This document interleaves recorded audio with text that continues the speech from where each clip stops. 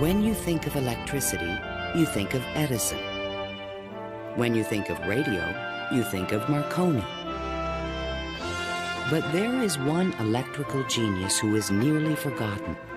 A man who dreamed of giving the world an unlimited supply of energy. His name was Nikola Tesla, and he was the master of lightning.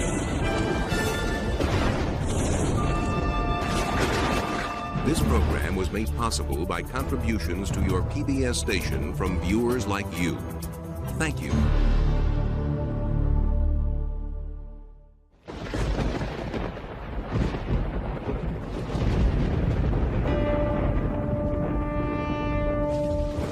The progressive development of man is vitally dependent on invention. Its ultimate purpose is the complete mastery of mind over the material world, the harnessing of the forces of nature to human needs. Nikola Tesla, 1919. This is the story of a modern Prometheus who changed the world with electricity.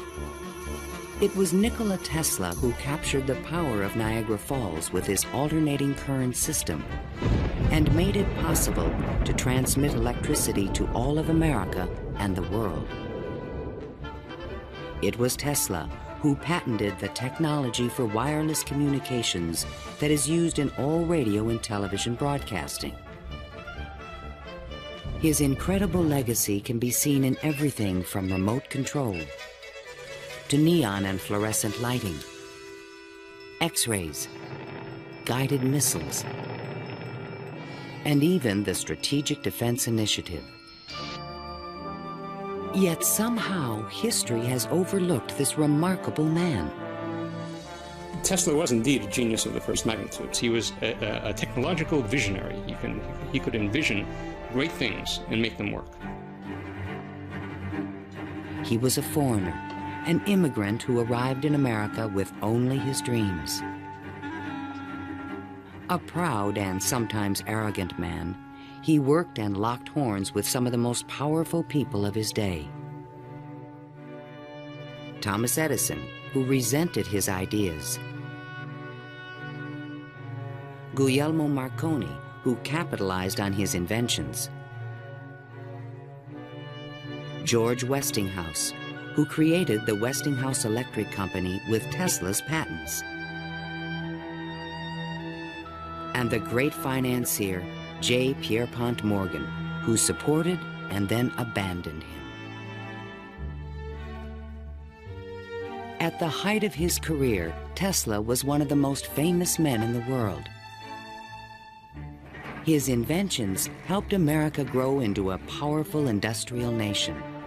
His ideas created billion-dollar corporations. But Tesla was not a practical man. Always driven toward the next great breakthrough, he failed to protect his commercial interests. In the end, others made fortunes with his inventions, and he wound up penniless and rejected. Money does not mean to me what it does to other men. All my money has been invested in inventions to make man's life a little easier. He was a visionary genius. There aren't many of them. And he was willing to give his life to his visions. We have to evolve means for obtaining energy from stores which are forever inexhaustible. What I intend to show you now, step by step, is how I finally reached my dream.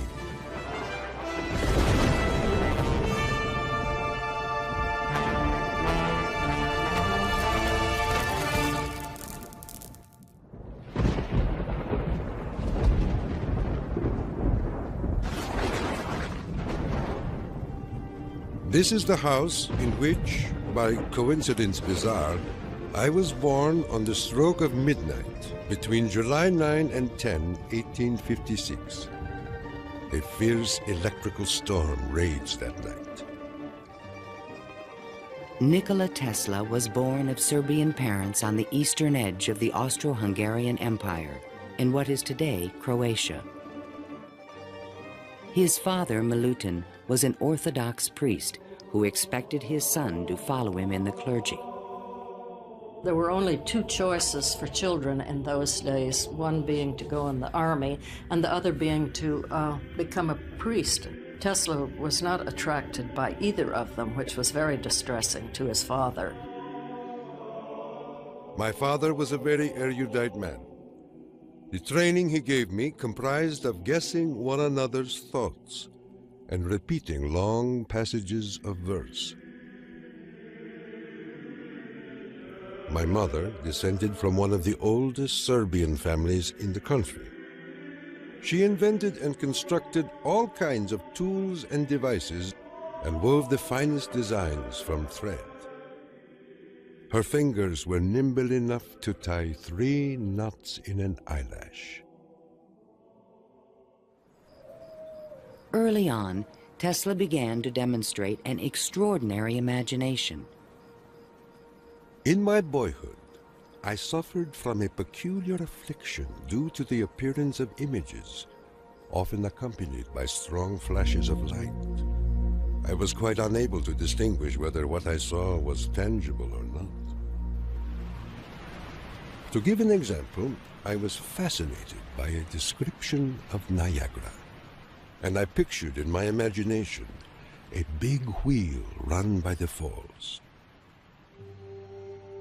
I told my uncle that one day I would go to America and carry out this scheme.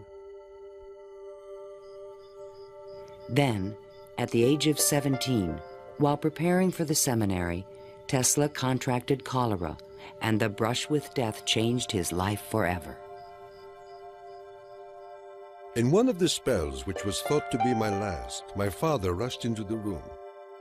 "Perhaps," I said, "I may get well if you will let me study engineering." "You will go to the best technical institution in the world," he solemnly said. I came to life like another Lazarus, to the utter amazement of everyone.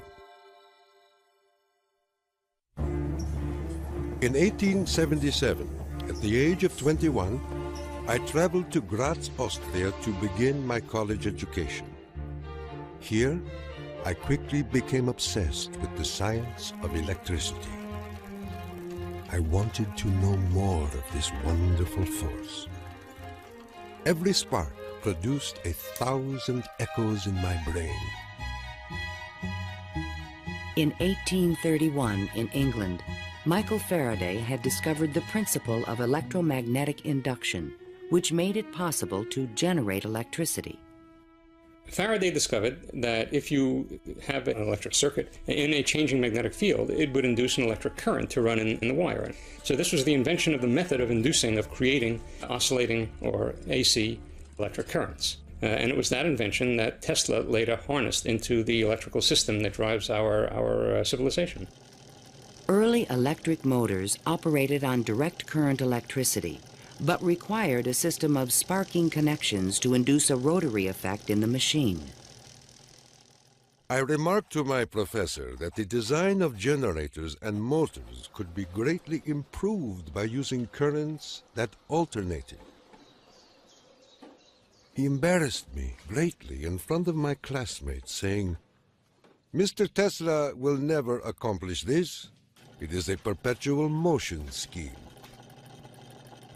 Meanwhile, in America, Thomas Alva Edison had begun to experiment with vacuum tubes, producing the first commercial incandescent light bulb in 1878.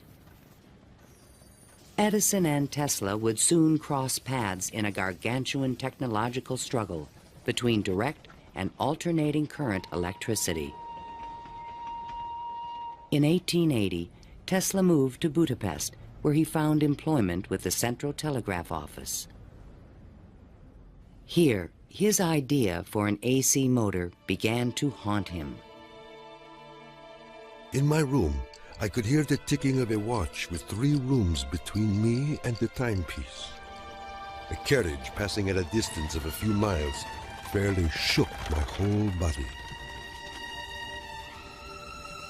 The whistle of a distant locomotive vibrated so strongly in my ears that the pain was unbearable. To recover from these attacks, I took long walks in the city park. One afternoon, which is ever present in my recollection, the sun was just setting and reminded me of Goethe's glorious passage. The glow retreats. Done is the day of toil. Upon its track to follow soaring. As I uttered these inspiring words, the idea came to me like a lightning flash. I fell to my knees and drew a diagram in the ground. Tesla perceived a whirling field of energy. He suddenly knew he could recreate this rotating field by powering the coils of a motor in different steps or phases, like the pistons of an engine. The resulting forces of magnetic attraction and repulsion would literally twist the rotor in a circle, the electrical equivalent of the wheel. And all this was accomplished with alternating currents. It would soon turn the wheels of industry around the world. The strength of Tesla's mind was almost certainly in this sense of visualization, be able to see things move in front of him. You see, it was not a perpetual motion scheme.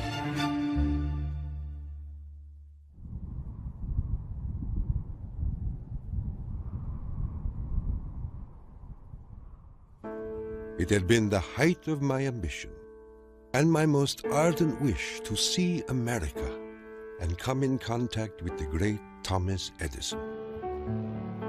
Accordingly, I undertook the voyage, and after losing my money and tickets and passing through a series of mishaps, including a mutiny in which I almost lost my life, I landed on these blessed shores with 4 cents in my pocket.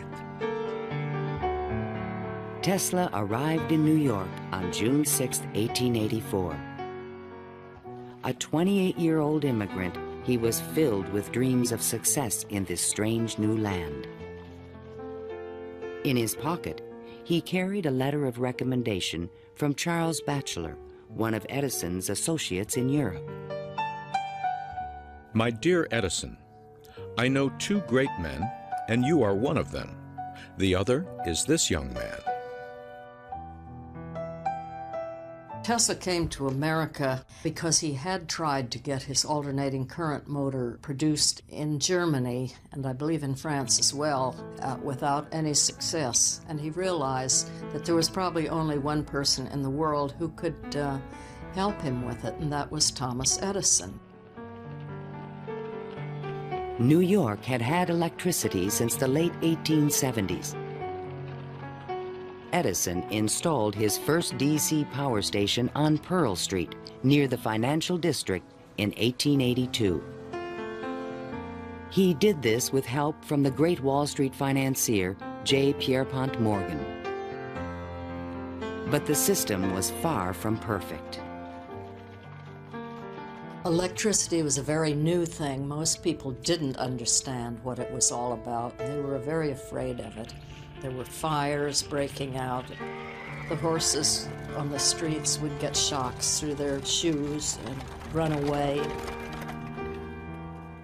So it was a very exciting time for Edison. I was thrilled to the marrow meeting Edison. This great man had revolutionized the world with his incandescent lamp. And I was burning to show him my motor that ran on alternating currents. Edison had built his business on the direct current system, and any talk of alternating currents was an aggravation to him. The problem with direct current is that you can't change the voltage. What you generate, that's what you get. And if you generated the power at too high a voltage, you would blow out lamps at the other end. If you generated the proper power for the lamps and you want to go any great distance, then you need copper wire that's as thick as your arm. And the Edison people said, well, that's all right. We'll just have a power station every mile or so. DC was sufficient to power lights and run motors, but it could not be transmitted efficiently over long distances. By raising and lowering the voltage, AC could solve the problem of distance, but a working AC motor did not exist. In spite of their differences, Edison hired Tesla to improve the performance of his DC generators. Tesla said he was promised $50,000 if he was successful. The offer seemed too good to be true. I entered the Edison Machine Works, where I undertook the design of DC dynamos and motors. My regular hours were from 10:30 a.m. till 5 a.m. the next day. When I completed the task, I went to Edison for payment, and he laughed. Edison was very amused by this. Said, "You just don't understand our American sense of humor, Mr. Tesla." So Tesla had had enough by that time, and he picked up his hat and walked out. Tesla paid dearly for his pride. I lived through a year of bitter tears and hard labor, digging ditches for Edison's underground cables. But he was still determined to develop his AC motor. With help from a group of investors, he opened a laboratory on Liberty Street, only a few blocks from Edison's offices. There, he began to assemble a prototype of the motor he had envisioned 7 years earlier. Along with it, he developed all the components of the system of AC power generation and transmission still used today. In May of 1888, Tesla was ready to unveil his motor to the world. The subject which I now have the pleasure of bringing to your notice is a novel motor which I am confident will at once establish the superior adaptability of alternating currents.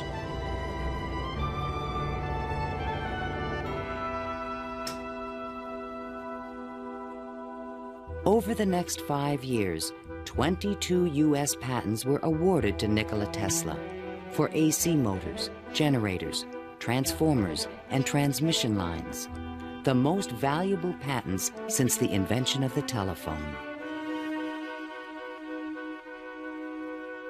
One of the few men who understood the great potential of Tesla's inventions was the Pittsburgh industrialist George Westinghouse. He visited Tesla's laboratory, and on the spot, he offered to purchase all the patents dealing with the alternating current system for $1 million. Westinghouse also proposed a royalty of $2.50 for each horsepower generated by a Tesla invention. The young Serb was on his way to fortune and fame, while other inventors looked on with fascination and with envy. In all my troubles, I did not neglect to become a real American citizen, making me a proud and happy man.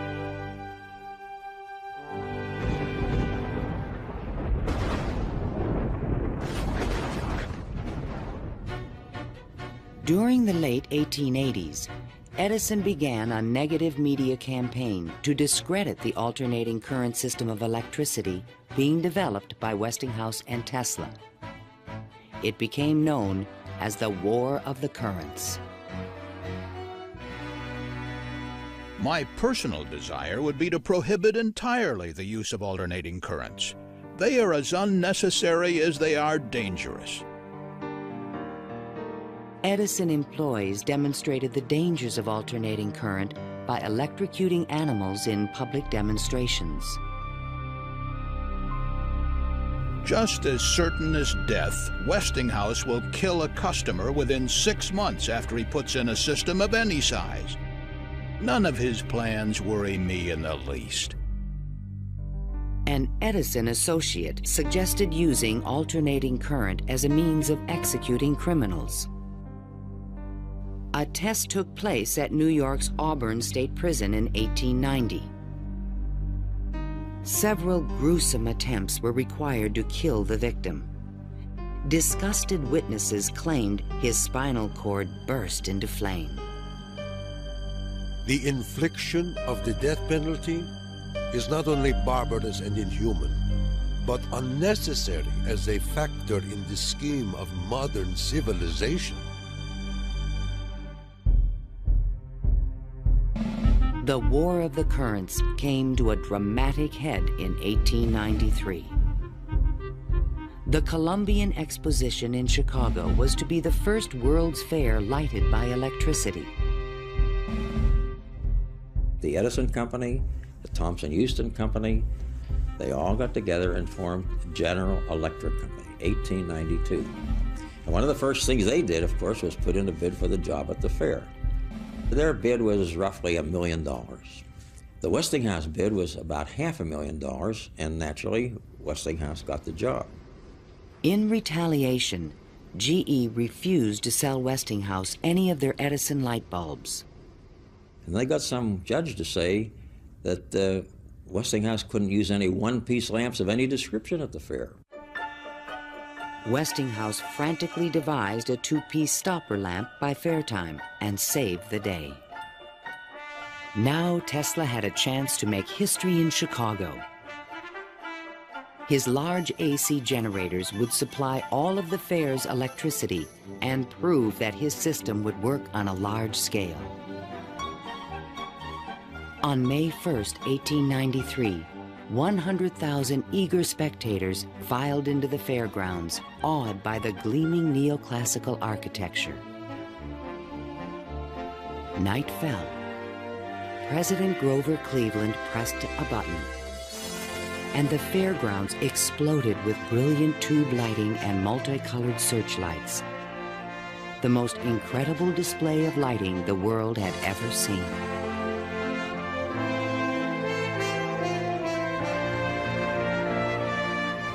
In the Great Hall of Electricity, the public could see that the Tesla-Westinghouse system made it all possible. To overcome the impression that AC was dangerous, Tesla put on remarkable demonstrations. He created a device called the Egg of Columbus to show the rotating magnetic field created by his AC motor. In his room, he had cork-soled shoes on and a tuxedo and white tie and a top hat, and he would put his hand on a terminal which would flash electricity through his body, creating a great shower as his whole body was encompassed in flame. And people were quite impressed by this, to say the least. The Chicago Exposition left an indelible impression on the American imagination. This was the gleaming new city of the future, and it was powered by the inventions of Nikola Tesla.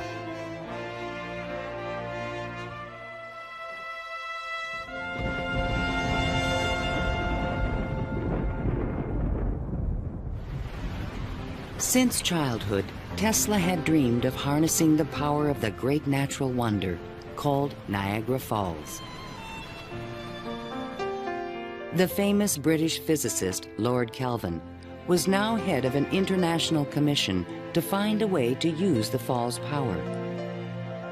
He had sent a cable to all the other members of his commission, and it said, "Trust you avoid the gigantic mistake of alternating current." But all this dramatically changed when Lord Kelvin attended the Chicago Exposition and saw the AC system in operation. A contract was immediately awarded to Westinghouse Electric to power the mighty cataract with AC. The technical challenge was daunting.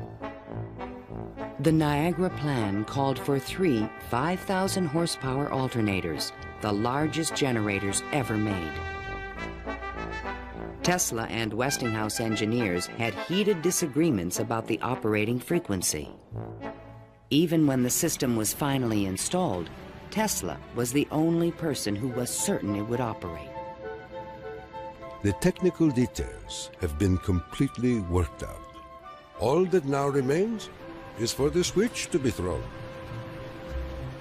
In 1896, The system went online, and the electrical age began. The waters of the upper Niagara turned enormous water turbines connected by shafts to the massive 5,000 horsepower generators. The current from the generators was stepped up with transformers to 22,000 volts and sent out over long-distance lines, then stepped back down to light municipalities and power motors of Tesla's design. The Niagara Falls Gazette proclaimed, "This morning, the streetcars of this city are moving by Falls power. Hereafter, the Falls must work to earn their living." Imagine my surprise when 30 years later I saw my boyhood plan carried out at Niagara and wondered at the unfathomable mystery of the mind.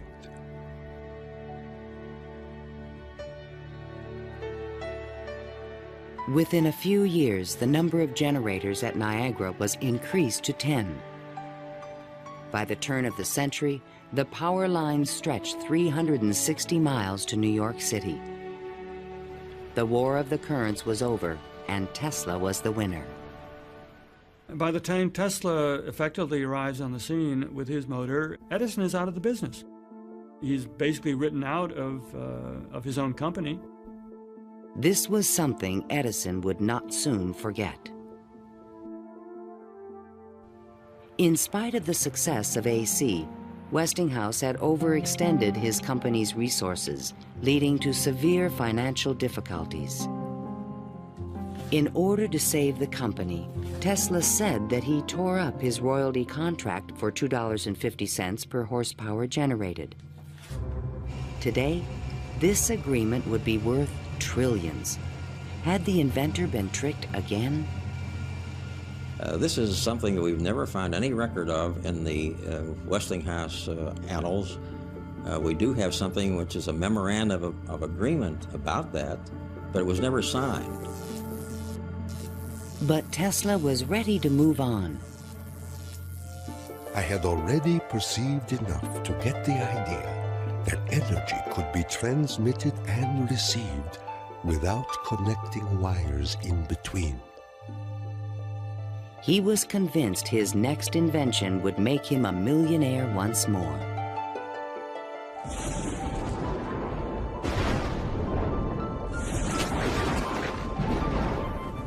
My services with Westinghouse being no longer essential, I resumed experimental work in a laboratory on Grand Street, where I began immediately the design of high-frequency machines.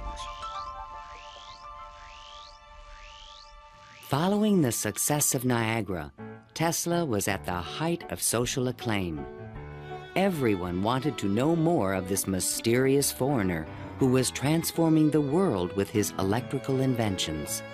So far as personal appearance goes, no one can look upon him without feeling his force. His cheekbones are high and prominent, the mark of the Slav.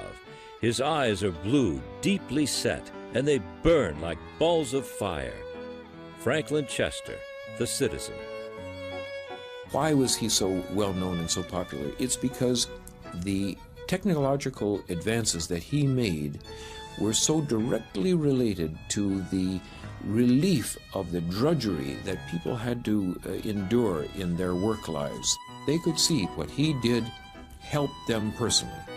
Every evening, Tesla showed up at Delmonico's, the most expensive restaurant in town, to be shown to his special table. He is fanatical about his dress, usually sporting a fine waistcoat, white leather gloves, and a derby hat on his head.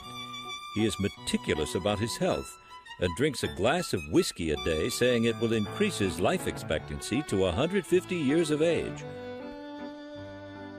Tesla hobnobbed with the leading politicians, millionaires, and celebrities of the era. This was the best way for independent inventors to find support for their projects. His friends were the New York elite: John Jacob Astor, William K. Vanderbilt, and the writer Mark Twain. I have just seen the drawings and description of an electrical machine lately patented by Mr. Tesla, which will revolutionize the whole electric business of the world. One of Tesla's closest friends was Robert Underwood Johnson, editor of the prestigious Century magazine. Johnson's wife was deeply in love with Tesla. My dear Nicky, do leave aside the millionaires and Fifth Avenue for some simple pleasures. From one distinguished only by a great weakness, Katherine Johnson. In fact, the world-famous inventor was also New York's most intriguing bachelor. The fact that he never married, I think, had almost nothing to do with his interest in women. It appeared that he was always very interested and was attractive to women. Many women sought his attention. The beautiful and wealthy socialite, Flora Dodge, and even the famous French actress, Sarah Bernhardt. But in spite of his charisma, Tesla was only interested in his inventions. He had so many phobias that he couldn't have had close relationships with women. He didn't like most of the jewelry that they wore or the perfume, and he couldn't bear to touch hair. And and in fact, he didn't like to shake hands. And so these are all things that do tend to discourage intimate relationships. The inventor even claimed that he destroyed his sexuality at the age of 40. A certain French actress kept coming to me and made it impossible for me to concentrate. It's a pity, too, for sometimes I feel so lonely.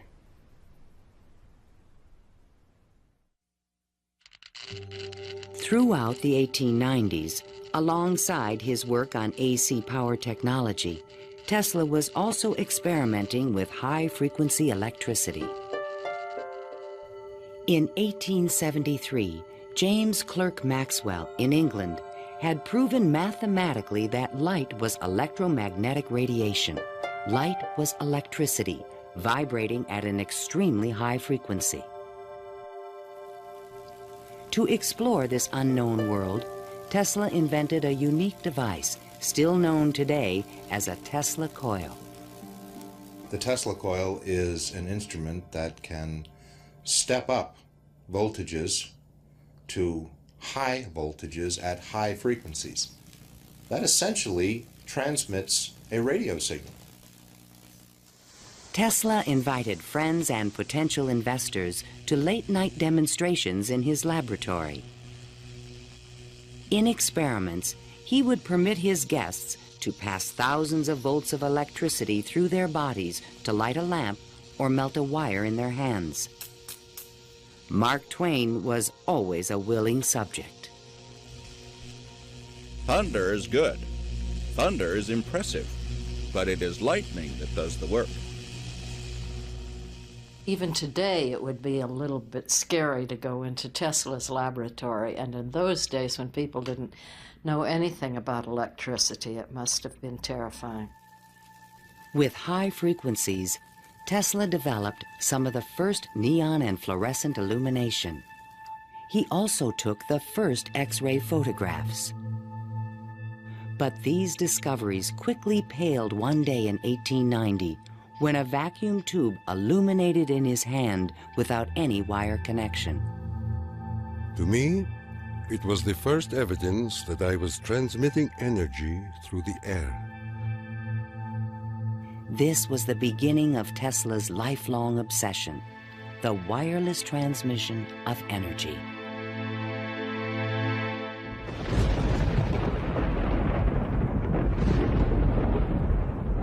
In 1892, Tesla was invited to Europe to present the results of his high-frequency experiments. In London and Paris, he amazed scientists and engineers with lighting and electrical effects that looked more like magic than science. He also announced a remarkable new possibility. I would say a few words on a thought which fills my mind and concerns the welfare of all. I mean the transmission of intelligence and even power without the use of wires. I am becoming more convinced daily of the practicality of this scheme. The race for radio was about to begin. In 1888, the German physicist Heinrich Hertz had demonstrated that currents of high frequency emit electromagnetic waves, or radio waves, into space. But creating a practical means of wireless communication would require a quantum leap in imagination. Hertz created the first radio transmitter and the first receiver. He had showed that you could create an electrical signal in one place and detect it in another place with nothing in between. While in England, Tesla befriended Sir William Crookes, the discoverer of radiant matter. Crookes was a mystic and believed that human beings could communicate telepathically when they were attuned to high-frequency brainwaves. Tesla was skeptical, but one night in his bed he had a powerful and disturbing vision.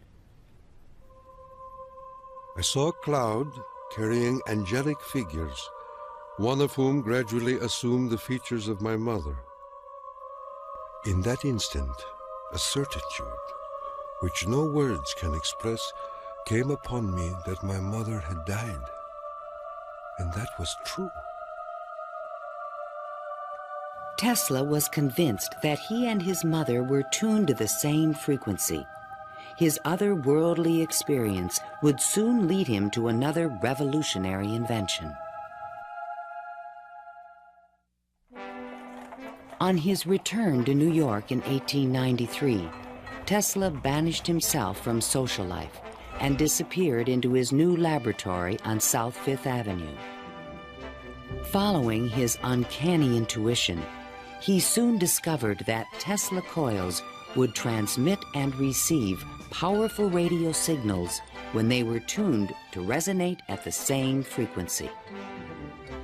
Tuning is the key to all radio and television transmission. In my laboratory, I could take in my hands a coil tuned to my body and collect 3/4 horsepower anywhere in the room without any tangible connection. Sometimes I would produce flame shooting out from my head and run a motor in my hands, or light 6 or 8 lamps. By early 1895, Tesla was ready to transmit a signal 50 miles to West Point, New York. He could now produce 1 million volts with his new conical coil. But that year, on the Ides of March, disaster struck. Fire broke out in the building which housed Tesla's laboratory. Everything was lost. Utterly disheartened and broken in spirit, Nikola Tesla, one of the world's greatest electricians, returned to his room in the Gerlach yesterday morning and took to his bed. He has not arisen since. I was devastated. What could I say? The work of a lifetime lost in a fire that lasted only an hour or so. The timing could not have been worse. In England, a young Italian experimenter named Guglielmo Marconi had been hard at work and created a device for wireless telegraphy. Concerned that Marconi would exploit his ideas, Tesla opened a new laboratory and rushed to complete his own system for wireless communication. This patent, filed by Tesla in September 1897, is the fundamental technology for radio. But it would be 50 years before Tesla got credit for his invention. Various people in various different countries had the idea of exploiting this as a means of communication. But I think Tesla was the one with the real vision, in which you would broadcast signals on a definite carrier frequency, and then you would have a series of antennas that were sensitive to one frequency only, tuned to a certain frequency, and would detect just one of these signals and make it an intelligible transmission. and once again, his vision describes the world that we live in.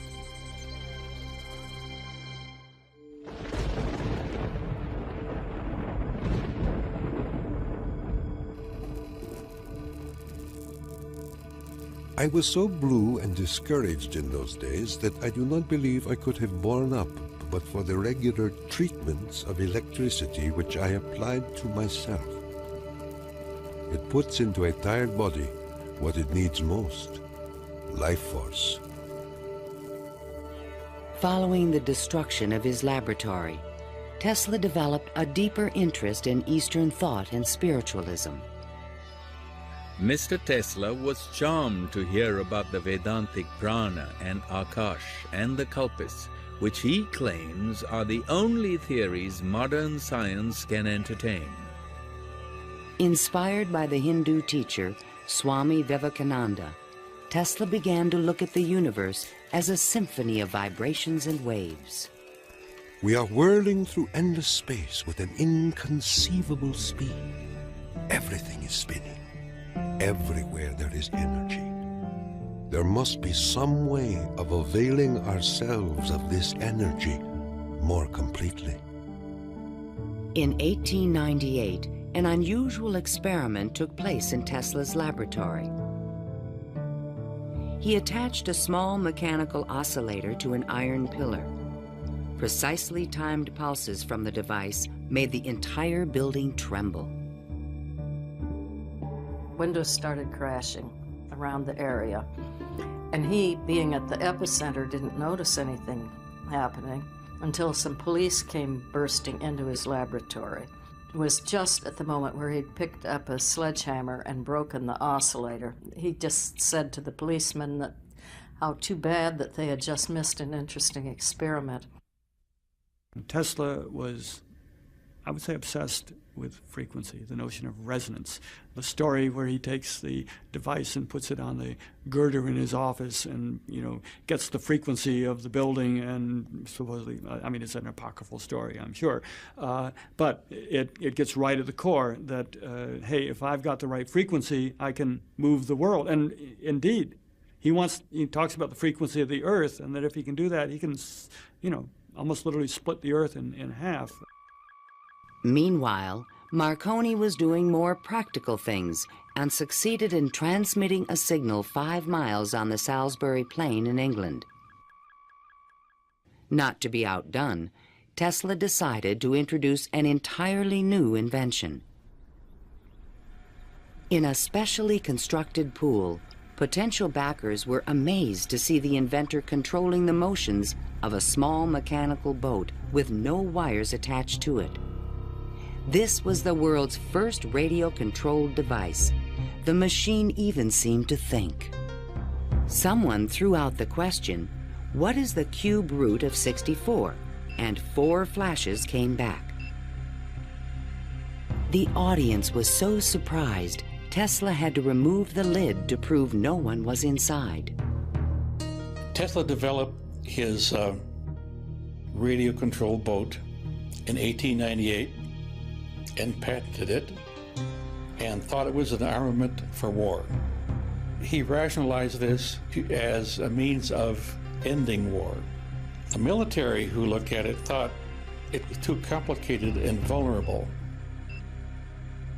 Soon after the demonstration, Mark Twain wrote from Austria. Dear Mr. Tesla, have you the Austrian and English patents on that destructive terror which you have been inventing, and thus make war henceforth impossible? If so, won't you set a price on them and commission me to sell them? Sincerely yours, Mark Twain. But I have no desire to be remembered as the inventor of a purely destructive device. I prefer to be remembered as the inventor who abolished war. That will be my highest pride.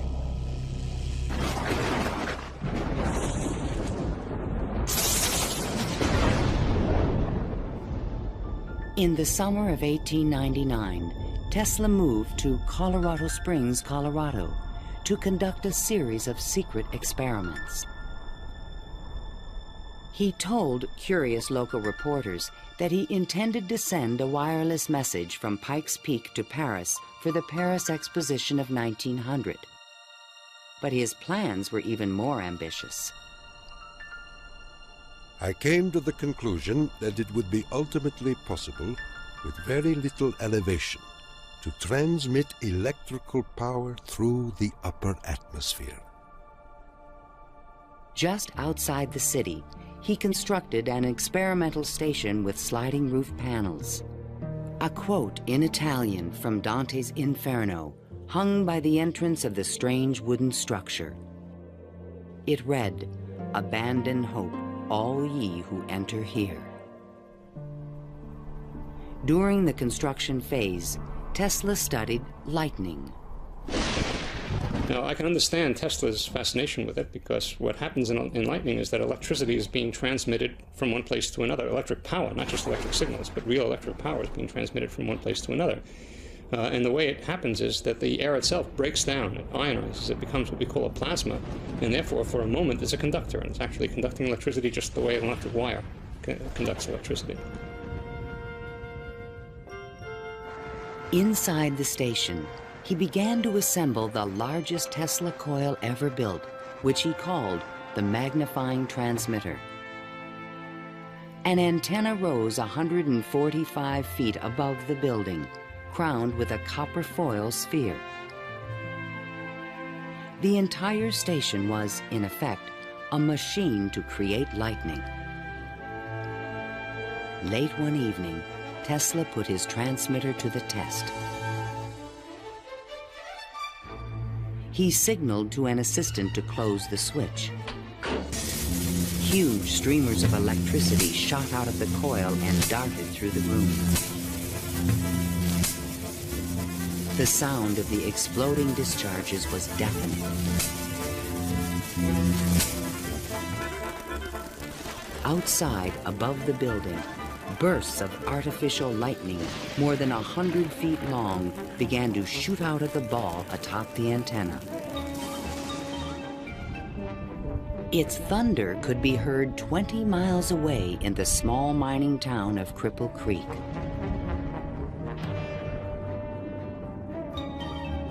Suddenly, the lightning stopped, and the entire city of Colorado Springs was plunged into darkness.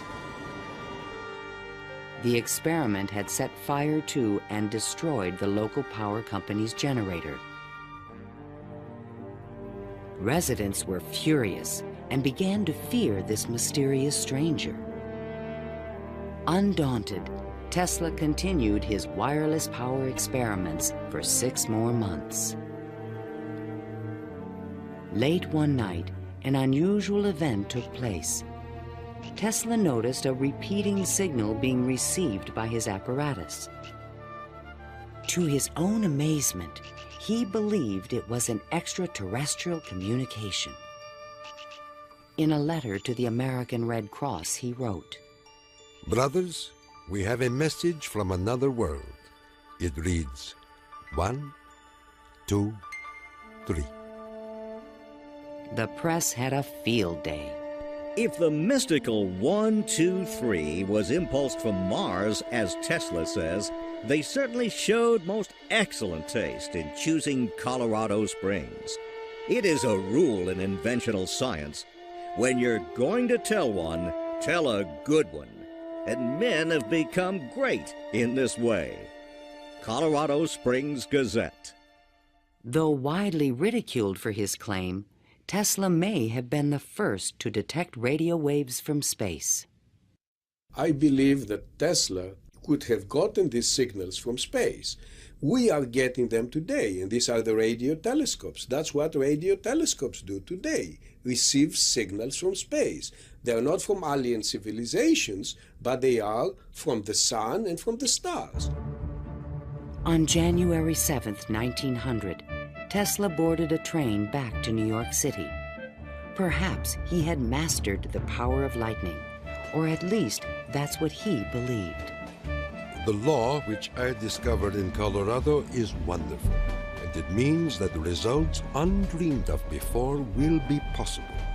as soon as a large plant is constructed in accordance with my plan. See the excitement coming.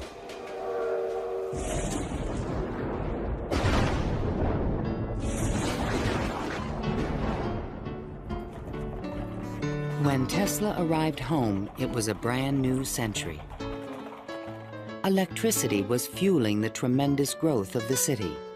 And now, there was talk in the air about the new art of wireless communication. Marconi arrived in New York in 1900 to attract investors for his new company, Marconi America. He filed a U.S. patent for a system of wireless telegraphy, but it was rejected because it was similar to Tesla's invention. It became obvious, I think, to Marconi as well as to other experimenters of the time that the Tesla system was an efficient, powerful resonator that would produce electromagnetic waves that you could work with. Confident in the future, Tesla took up residence in the Waldorf Astoria Hotel and wrote a sensational article for Century magazine. First, let us ask, what is the spring that drives all? All this energy emanates from one single center, one single source, the sun. In this detailed futuristic vision, he described a means of tapping the sun's energy with an antenna. He suggested that it would be possible to control the weather with electrical energy. He predicted that wars would soon be eliminated by machines. And to unite all nations, he proposed a global system of wireless communications. When wireless is fully applied, the Earth will be converted into a huge brain, capable of response in every one of its parts. It tells us about a vision he had for both power and communications, that he wasn't going to think small. He was going to think globally on this. And that's all very nice if it works. The idea of a global communications network was very appealing to one of the world's most powerful men, J. Pierpont Morgan. He agreed to invest $150,000 into Tesla's worldwide radio broadcast center. But the inventor's real plan was to transmit without wires industrial levels of electrical power.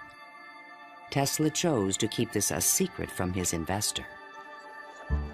In the summer of 1900, Tesla moved to Shoreham, Long Island, and began construction of a huge tower and plant called Wardenclyffe. This Tower of Dreams was made entirely of large wood beams and rose 187 feet above the ground. The plant next to the tower was designed by the architect Stanford White and was constructed under strict secrecy. He certainly could have sent signals across the Atlantic with no trouble with a station of that magnitude. But he was still pursuing wireless power transmission. The tower would light up at night, shooting sparks, making noises. Such experiments, they alarmed the whole area. Then, on December 8, 1901, Marconi took another step forward and transmitted his famous letter S across the Atlantic. Tesla dismissed the Italian's advances. Marconi is a good fellow. Let him continue. He is using 17 of my patents. The simple fact about Marconi is that he used Tesla's system to transmit signals and claimed that these were ideas that he had developed himself. Morgan began to doubt the wisdom of his investment. Marconi's system not only worked, it was also inexpensive. And technical problems were beginning to catch up with Tesla. He went back to Morgan again, asked for more money. Morgan says, Where's the radio transmissions across the Atlantic? How's that coming along? Well, it wasn't coming along. Tesla was forced to tell Morgan his real plan. What I contemplate and what I can certainly accomplish, Mr. Morgan, is not a simple transmission of messages, but rather the worldwide transmission of electrical power.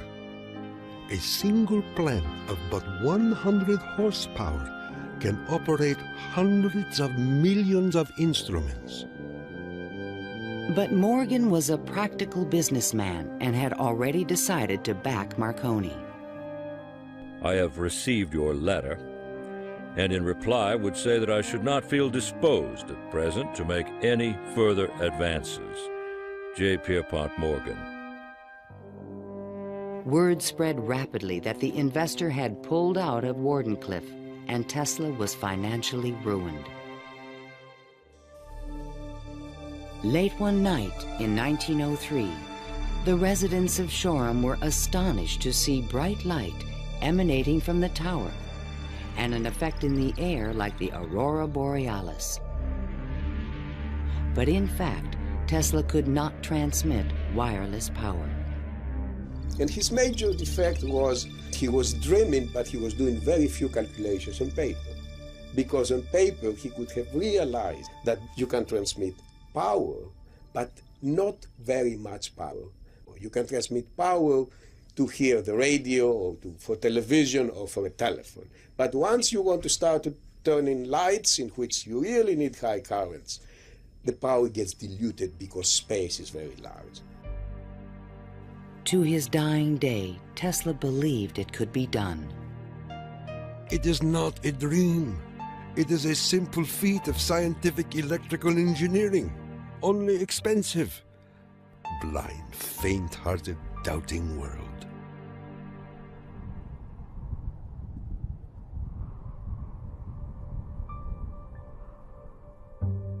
Wardenclyffe marked a turning point in Tesla's career. Like a modern Prometheus, he had reached too high and failed. In 1904, the U.S. Patent Office suddenly reversed its previous decisions and gave Marconi a patent for radio. 1 year later, Tesla's fundamental AC patents expired. Now the inventions that powered the world could be used by anyone free of charge.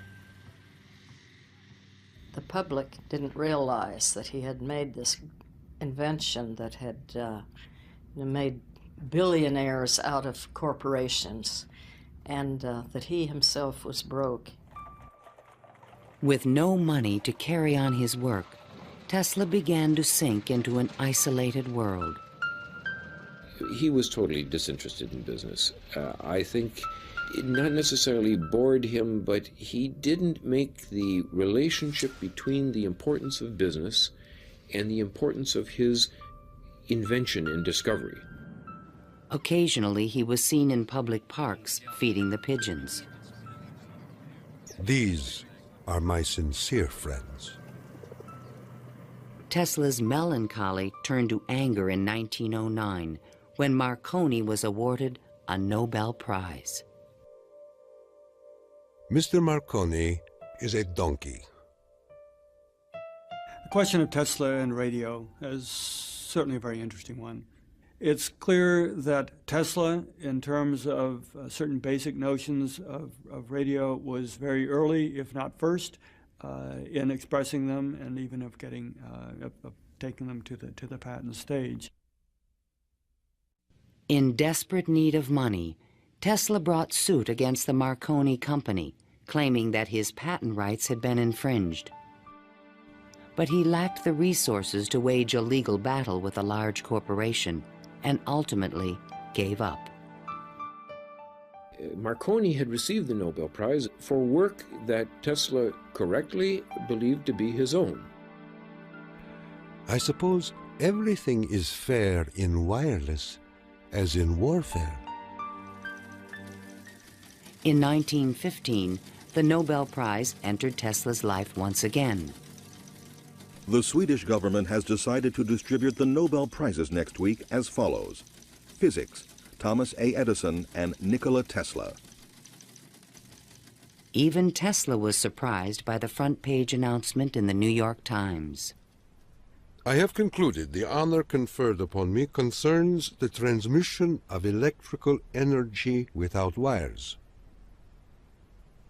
But 1 week later, the award was given to William H. Bragg of Oxford, England, for his work with X-rays and crystal structure. The embarrassing situation was never really explained. A rumor spread that Tesla had refused to share the prize with Edison. The difference that the Nobel Prize could have made in Tesla's life soon became evident. Testimony given by Nikola Tesla, the electrical inventor, in a judgment for $935 back taxes was filed yesterday. Mr. Tesla said under oath that he was penniless and had been living on credit. In an attempt to give him long overdue recognition, the American Institute of Electrical Engineers decided to award Tesla their prestigious Edison Medal. But on the night of the presentation, the guest of honor was missing. And Edison was conveniently away on business. They found Tesla across the street by the New York Public Library, feeding the pigeons. Later that night, he was persuaded to accept his medal and announced that he had finally completed his invention to transmit wireless power. The energy goes to a distant place, and you will see something like the aurora borealis. To conclude, we are coming to great results. The audience thought Tesla was losing touch with reality.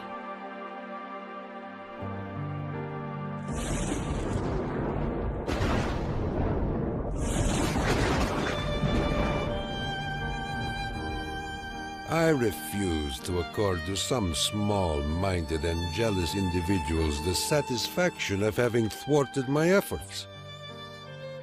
These men are nothing more to me than microbes of a nasty disease.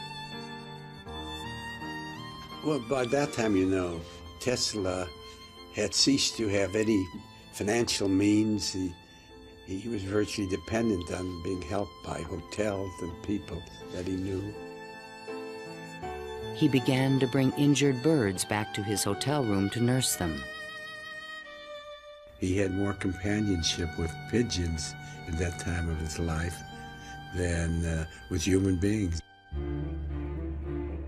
Working as a consulting engineer, Tesla managed to maintain a small office and laboratory in the Metropolitan Tower.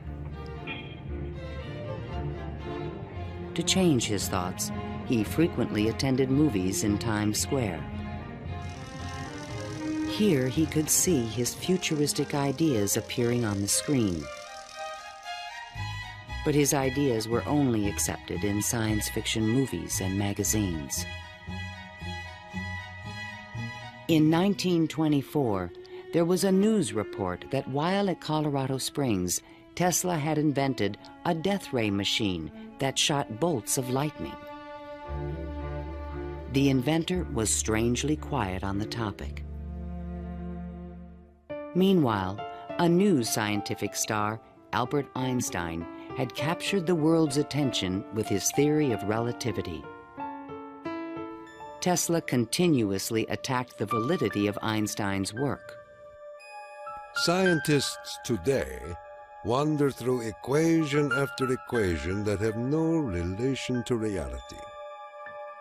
If we were to release the energy of atoms, instead of a blessing, it might bring disaster to mankind.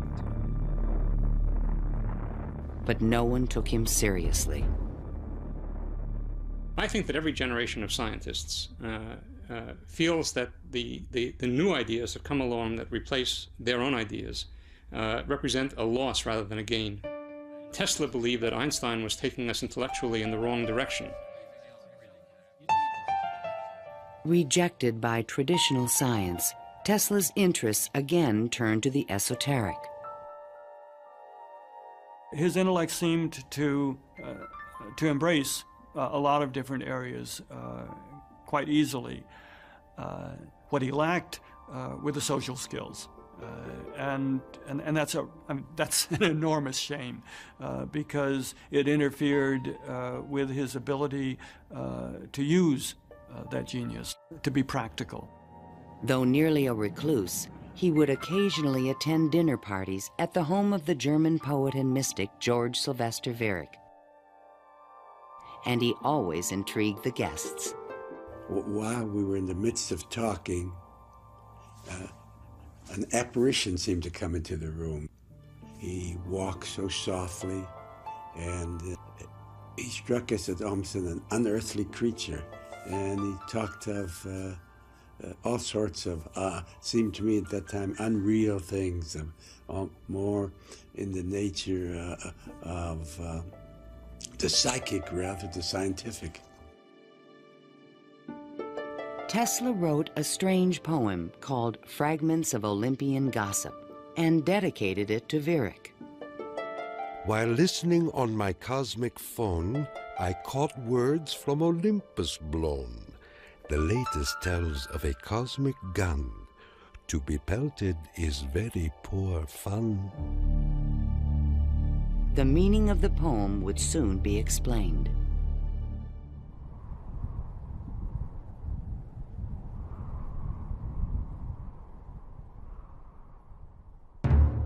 I inherited from my father an ineradicable hatred of war. But war can be stopped, not by making the strong weak, but by making every nation, weak or strong, able to defend itself. Thomas Edison, America's best-known inventor, died in 1931.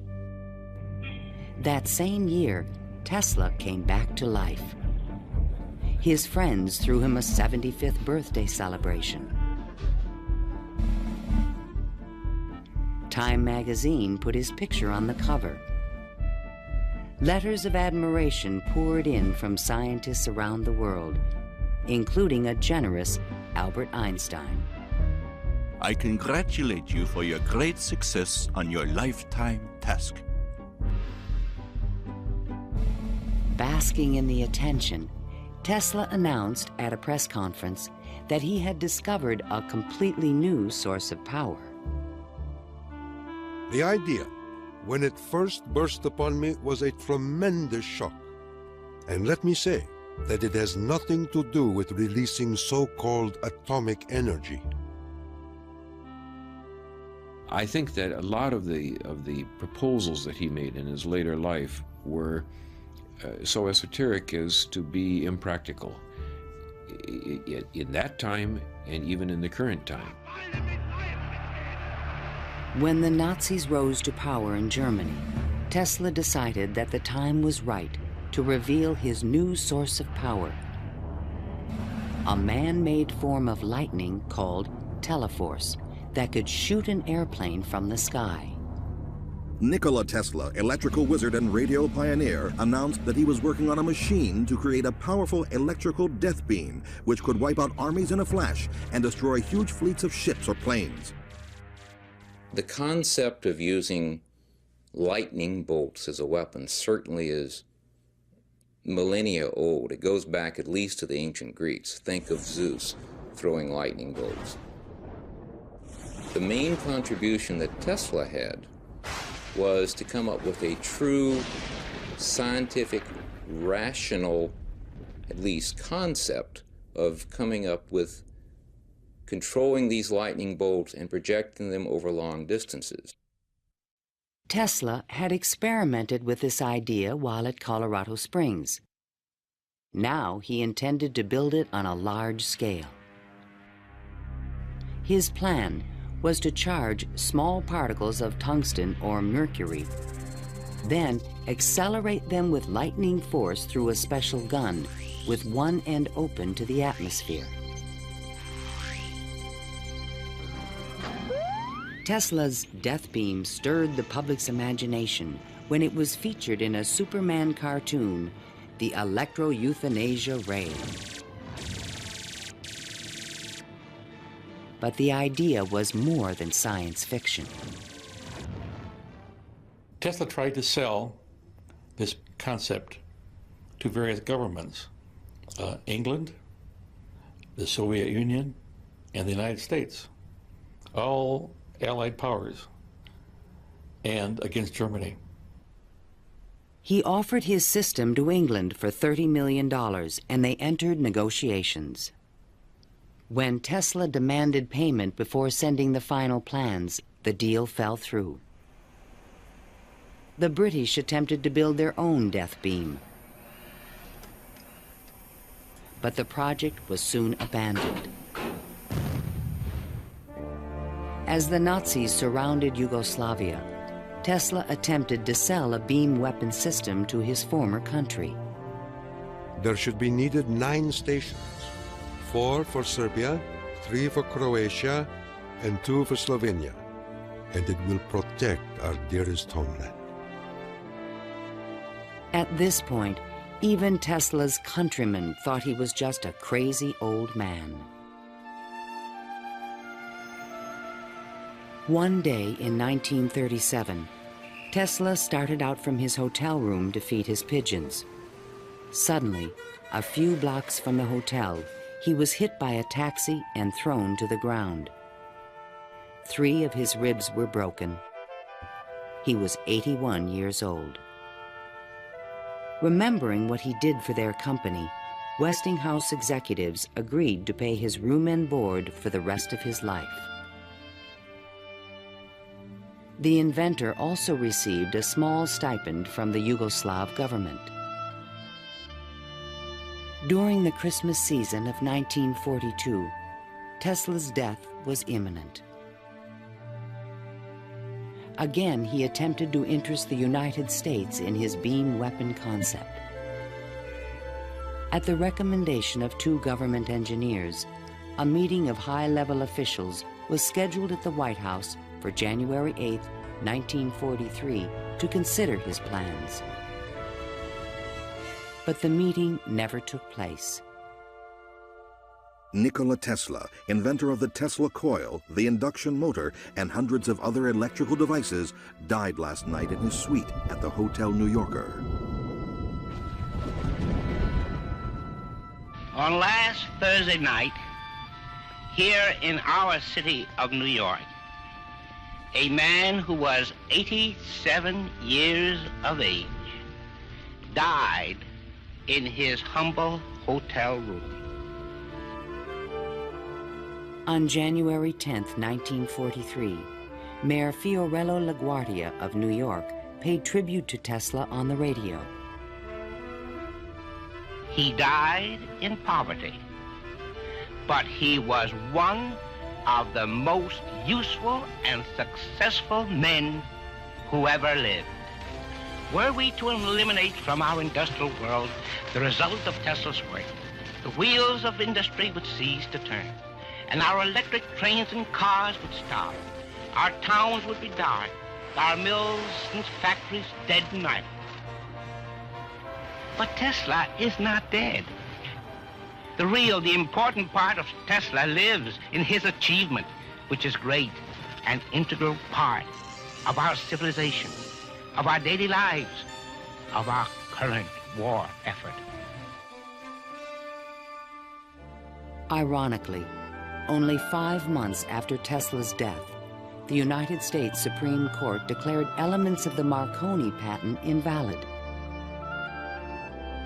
The decision confirmed Nikola Tesla's patent priority for the fundamental technology of radio.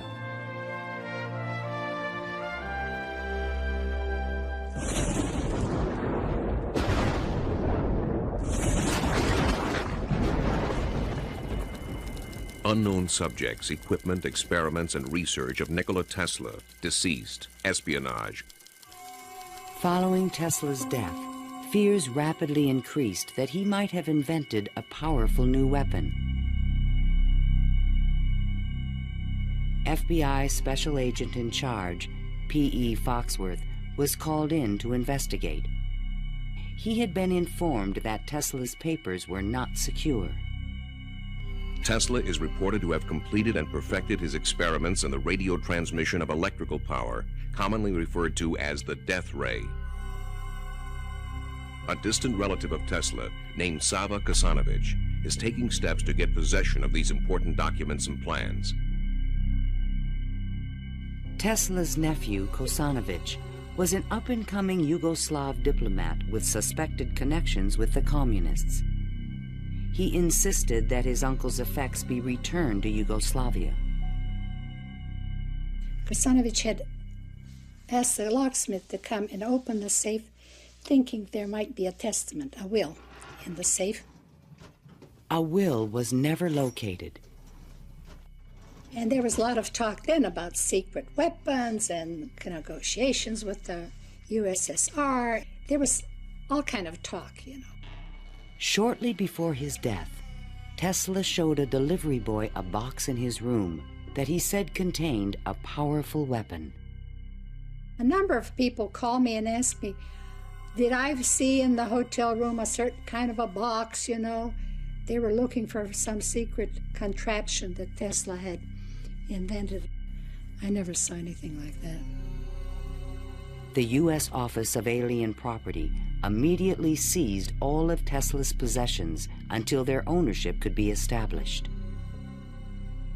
There's every evidence that they did look through all his papers, because the papers were not in order and certain things were missing. All his technical papers on beam weapons were secretly microfilmed by U.S. military agents. On August 6, 1945, the first atomic bomb was exploded on Hiroshima, Japan. Soon after, the bomb would be in the Soviets' hands. During this period, copies of Tesla's papers on the beam weapon were shipped to Wright Field in Dayton, Ohio.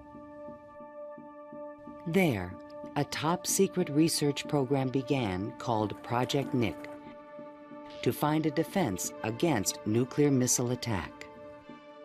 Copies of some of his papers were sent to Wright-Patterson in 1945. Not to my facility, not even the predecessor of my facility, but to another part of the base for analysis. And then they vanished. Nobody seems to know what happened to them. In 1952, Sava Kasanovich obtained permission from U.S. authorities to return Tesla's estate, still stored in New York, to the inventor's homeland. I personally believe that the U.S. government may have overlooked some things of value in the Tesla papers before they were released to the Yugoslav government. A Tesla museum was opened in Belgrade by Yugoslavia's president, Marshal Tito. But during the Cold War, the museum was off limits to Western scientists and scholars. Then, in 1960, Soviet Premier Khrushchev announced that the USSR had developed a powerful new weapon. There was concern in the U.S. that the Russians may have access to Tesla's missing papers on beam weapons in Belgrade and elsewhere. It's possible that these papers on the particle beam weapon were obtained by the Soviet Union, but it wasn't the only copy. In other words, I think that the United States has always had Tesla's papers on particle beam weaponry. An American beam weapon program began at Lawrence Livermore Laboratories, but engineers could not produce an effective directed energy weapon. I've always been a sort of a fan of Nikola Tesla, an admirer, and definitely he had the concept of a charged particle beam weapon back in the 1930s. I haven't a clue, to be quite honest, how he meant to actually do it. In 1978, evidence suggested that the Soviets were attempting to build a huge beam weapon near Semipalatinsk in the Ukraine. Soon after, President Ronald Reagan announced the Strategic Defense Initiative in March 1983.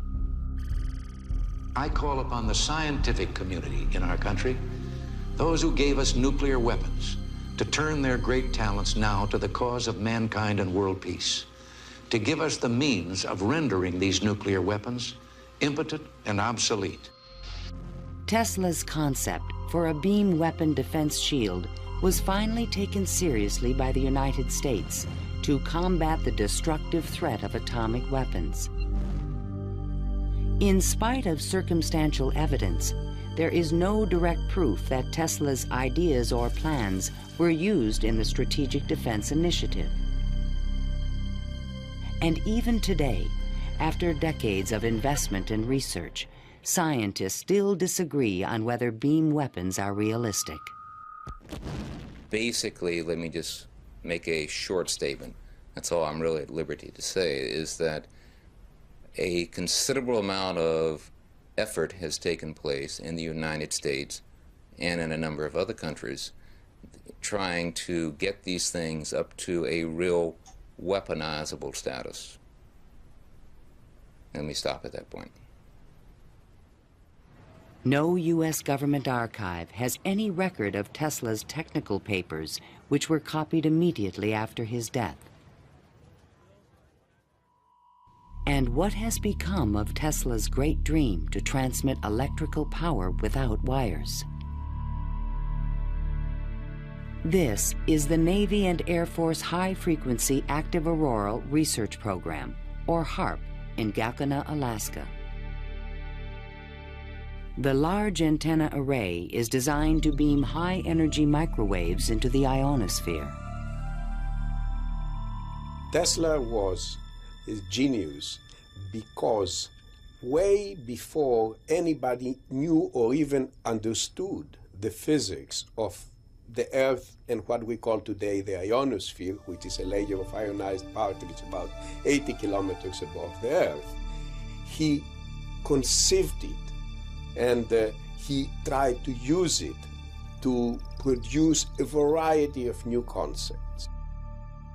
The HAARP project evolved from a patent filed in 1987, in which Tesla's work is referenced.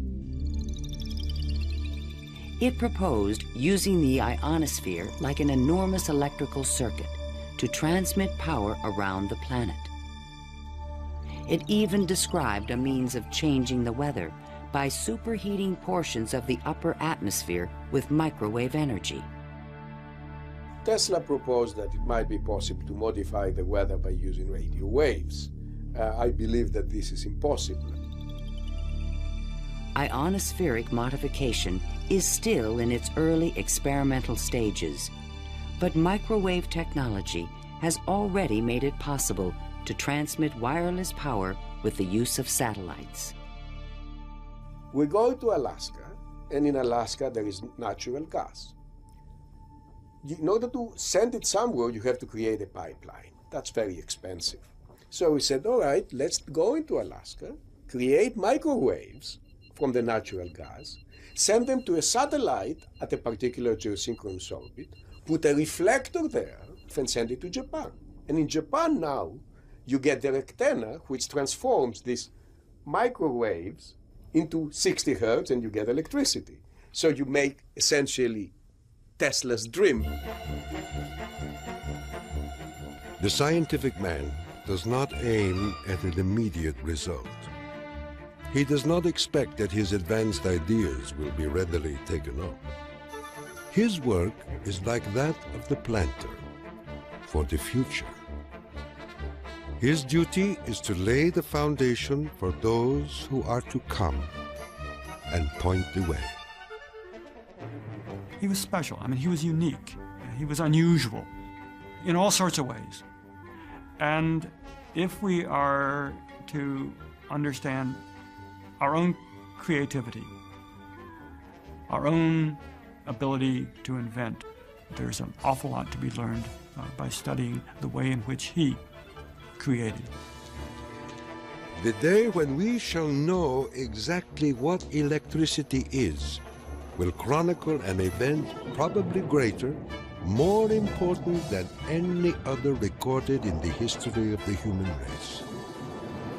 Then it will be a mere question of time when men will succeed in attaching their machinery to the very real work of nature.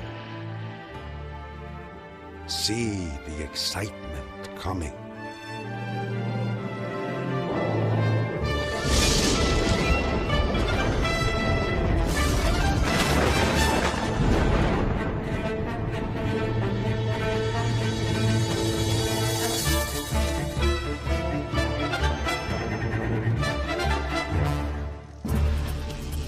To learn more about Nikola Tesla, visit PBS online at pbs.org.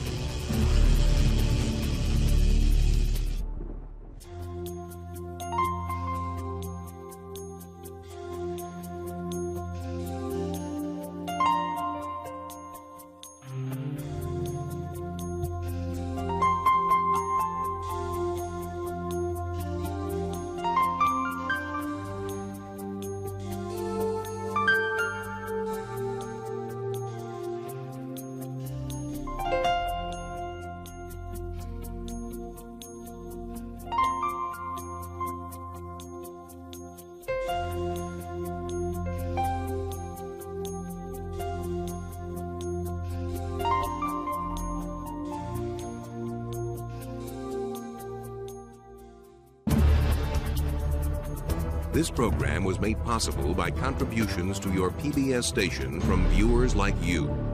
Thank you.